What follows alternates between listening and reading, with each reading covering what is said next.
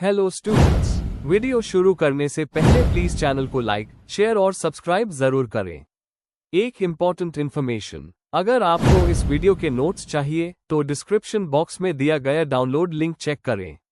Thank you. चलिए शुरू करते हैं। इस वीडियो में हम पढ़ेंगे EEC 10 नेशनल इनकम अकाउंटिंग के प्रीवियस ईयर क्वेश्चन और most important questions with answers. यह क्वेश्चंस आपके एग्जाम के लिए बहुत इंपॉर्टेंट है। अगर आपने ये अच्छे से कर लिए तो एग्जाम निकलना पक्का है। Let's begin. Question 1, what is the importance of savings in the national economy? How is the rate of savings determined? Discuss the sectoral distribution of savings and point out which sector contributes the largest share to savings in India. Question explanation. इस question में हमें 3 चीजें बतानी है। Savings का role economy के लिए क्यों इंपॉर्टेंट है, सेविंग्स रेट कैसे कैलकुलेट होता है, कौन से सेक्टर कितना कंट्रीब्यूट करता है सेविंग्स में, और इंडिया में सबसे बड़ा कंट्रीब्यूटर कौन सा है। इसमें कॉन्सेप्ट्स, एग्जाम्पल्स और डाटा पॉइंट्स देने होंगे। आंसर। इंट्रोडक्शन। सेविंग्स का मतलब होता है अपनी इनकम का वो हिस्सा जो हम खर्च नहीं करते बल्कि फ्यूचर के लिए रखते हैं। इकोनॉमी में सेविंग्स बहुत जरूरी है क्योंकि ये इन्वेस्टमेंट के लिए पैसा देती है जो ग्रोथ और डेवलपमेंट को बढ़ती है।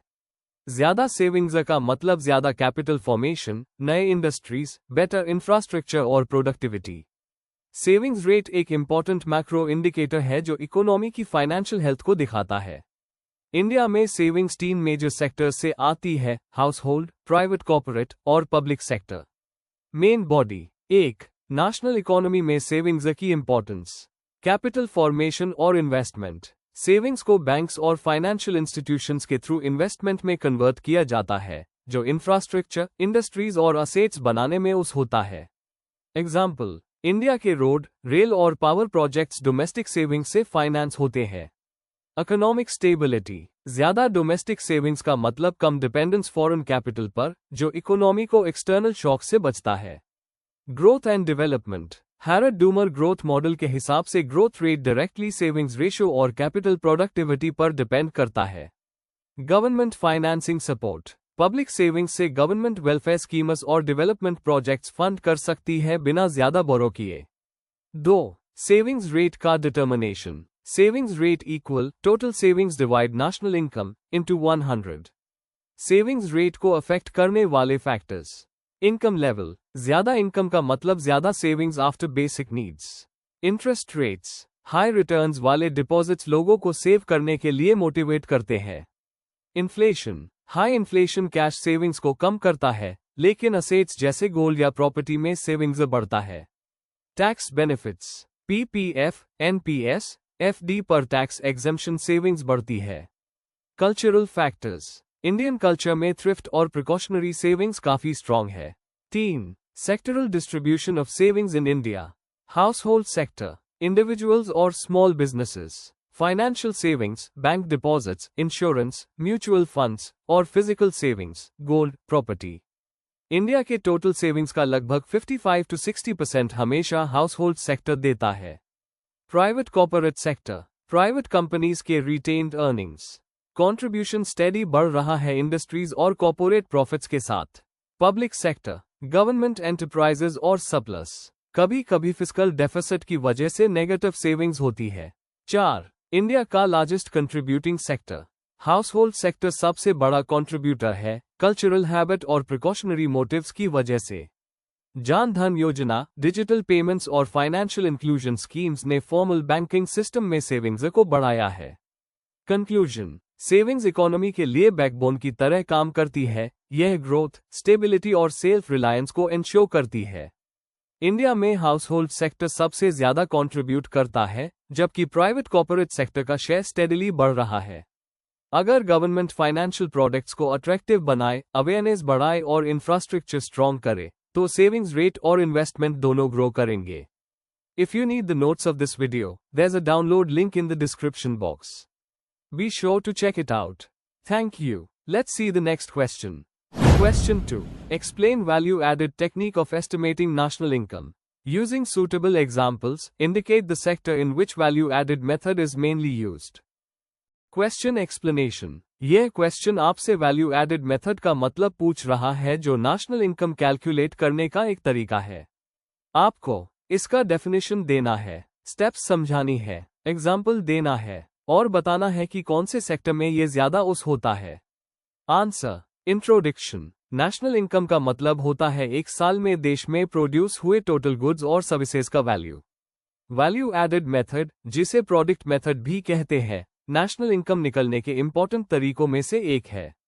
इसमें हम हर सेक्टर का जीडीपी में असली कंट्रीब्यूशन निकलते हैं, जो हर स्टेज पे ऐड होने वाले वैल्यू पर बेस्ड होता है।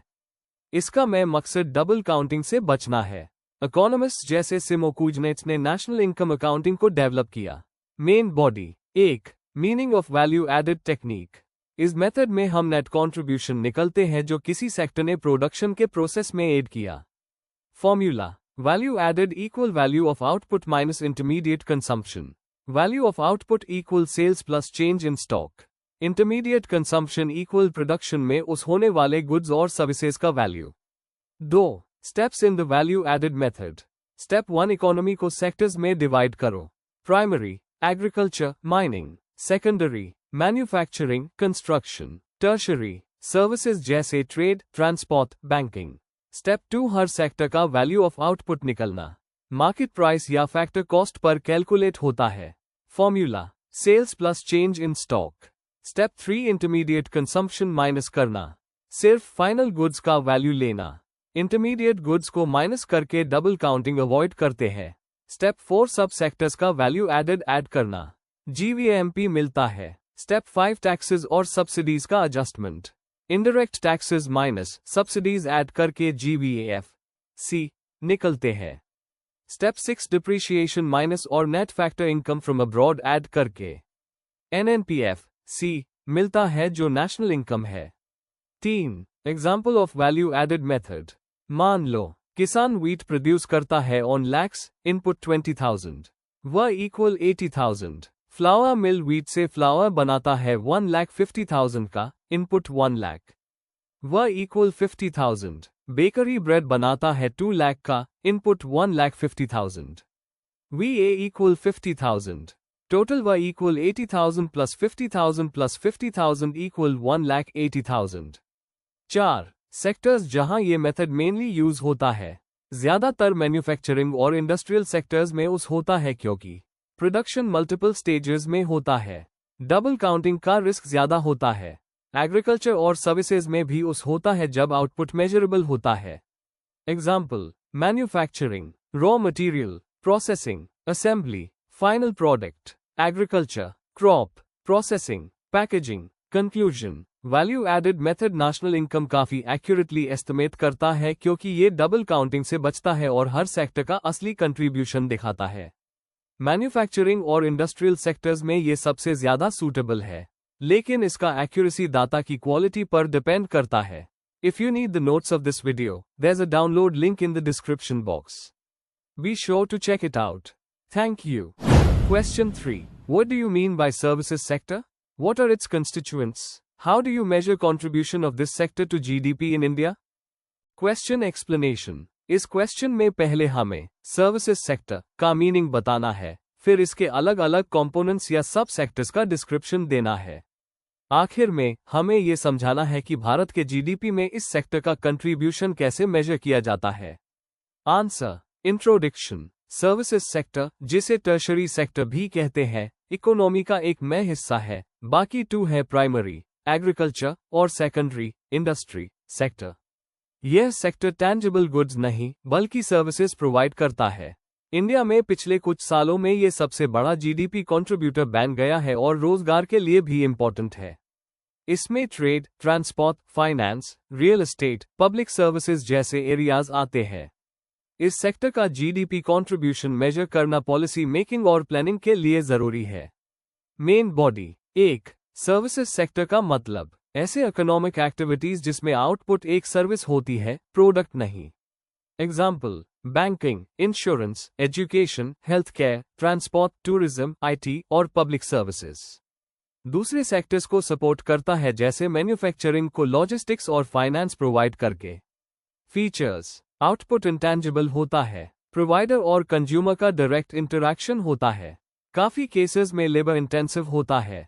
2. सर्विसेज सेक्टर के main constituents. A. Trade, hotels and restaurants. Retail or wholesale trade. Hotels, guest houses, catering services.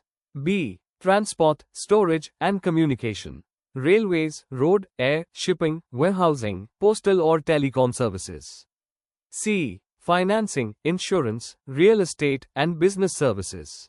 Banks, insurance companies, mutual funds, real estate, consultancy, IT, professional services. D. Community, social and personal services. Public administration, defense, education, health, entertainment, NGO, personal care. A. Other services. Legal, research and development, cultural, religious services. 3. GDP contribution measure करने के तरीके. A. GDP का concept in services. GDP from services का मतलब है सारे service activities का value added एक पीरियड में. Value added equal output minus intermediate consumption. B. Methods used. Production approach. हर सर्विस एक्टिविटी का वैल्यू एडेड एस्टिमेट करते हैं. Income approach. सेक्टर के वेजेस, सैलरीज, प्रॉफिट्स ऐड करते हैं. Expenditure approach. फाइनल सर्विसेज पर households, businesses, government का खर्चा देखते हैं. C. Data sources in India. Central Statistical Office, CSO, Ministry of Statistics and Program Implementation, MOSPI. National Account Statistics, NAS, RBI, Ministry of Tourism, Ministry of Communications जैसे departments के sector specific data. D. Current Scenario. Services sector India के GDP का 50% से ज्यादा contribute करता है. IT और BPM सब सेक्टर्स बहुत तेज ग्रो हुए हैं, एक्सपोर्ट्स और एम्प्लॉयमेंट में बड़ा हिस्सा है. 4. Importance of measuring. Economic performance और स्ट्रक्चरल चेंज का पता लगता है.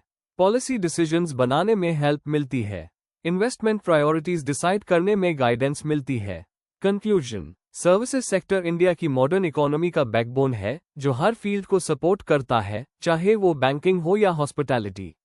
जीडीपी में इसका बड़ा हिस्सा स्ट्रक्चरल शिफ्ट को दिखाता है. एक्यूरेट मेजरमेंट से ग्रोथ चैलेंजेस हैंडल करने, एफिशिएंसी इंप्रूव करने और ग्लोबल कम्पेटिटिवनेस बढ़ाने में मदद मिलती है. आने वाले सालों में इसका एक्सपेंशन सस्टेनेबल ग्रोथ के लिए जरूरी होगा. If you need the notes of this video, there's a download link in the description box. Be sure to check it out. Thank you. Question 4. Explain the concept of physical quantity of life index. Evaluate the effectiveness of this index as a measure of development and economic welfare. Question explanation. इस question में हमें PQLI का मतलब समझाना है. बताना है कैसे बनाया जाता है और कौन से इंडिकेटर्स यूज होते हैं. इसकी यूजफुलनेस को मेजर ऑफ डेवलपमेंट और वेलफेयर के रूप में एवैल्यूएट करना है. एग्जाम्पल्स के साथ इसका एनालिसिस करना है. Answer. Introduction. Physical quality of life index PQLI एक कॉम्पोजिट इंडेक्स है जो किसी सोसाइटी के डेवलपमेंट और वेलफेयर का लेवल मेजर करता है. ये जीडीपी जैसे सिर्फ इकोनॉमिक मेजर से अलग है, क्योंकि ये लोगों की असली लाइफ क्वालिटी पर फोकस करता है.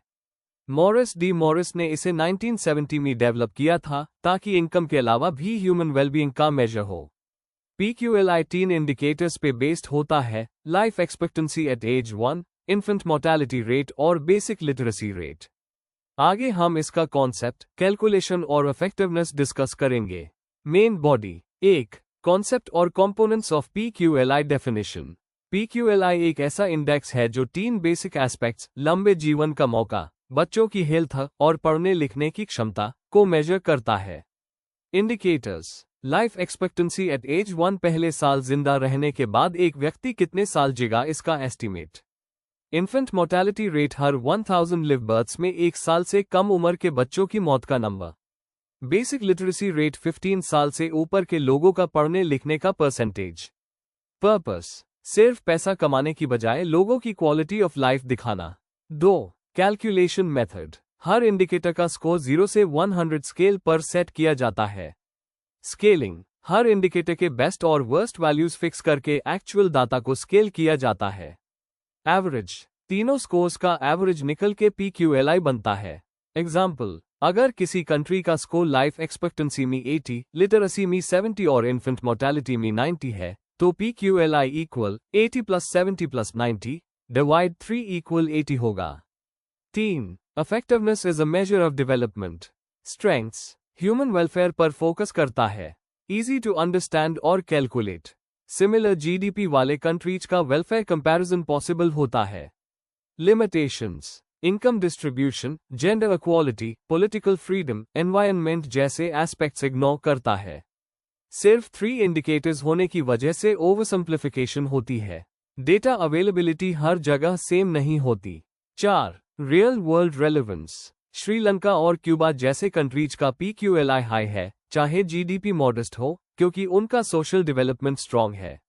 कुछ रिच कंट्रीज का जीडीपी हाई होते हुए भी PQLI कम होता है, क्योंकि लिटरेसी या इन्फेंट मोर्टेलिटी वीक होती है। HDI जैसे इंडेक्सेस PQLI से इंस्पायर्ड हैं, जो इनकम को भी इंक्लूड करते हैं। कंक्लूजन, PQLI एक ऐसा टूल है जो डेवलपमेंट का फोकस सिर्फ इकोनॉमिक ग्रोथ से हटके ह्यूमन सेंटर्ड वेलफेयर पर ले आता है। ये लाइफ एक्सपेक्टेंसी, लिटरेसी और इन्फेंट मोर्टेलिटी जैसे इंडिकेटर्स के जरिए मीनिंगफुल कंपैरिजन देता है, लेकिन कंप्लीट मेजर नहीं है। इसलिए इसे HDI जैसे ब्रॉडर इंडेक्सेस के साथ उस करना ज्यादा फायदेमंद होता है। फिर भी PQLI ने डेवलपमेंट को मेजर करने के तरीके को रीडिफाइन करने में इंपॉर्टेंट रोल प्ले किया है। Before we end, please like, share and subscribe the channel for more such study materials and one important information अगर आपको नोट्स चाहिए, तो डिस्क्रिप्शन बॉक्स में डाउनलोड लिंक दिया हुआ है। जरूर चेक करें। Thank you.